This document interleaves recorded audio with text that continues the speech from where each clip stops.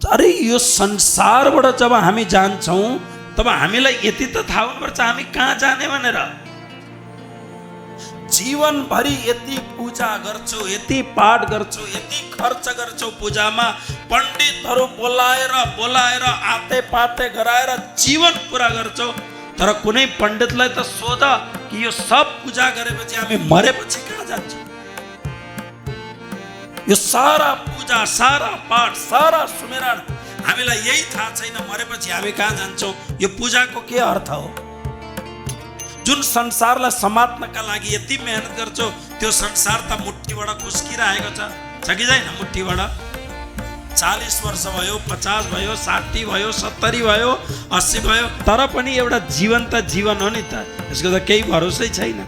जब जीवनको भरोसा छैन भने संसारको सबभन्दा इम्पोर्टेन्ट काम के हो? मरेपछि म कहाँ जाने हो त्यो त पत्ता लगाउनु परेको परेन।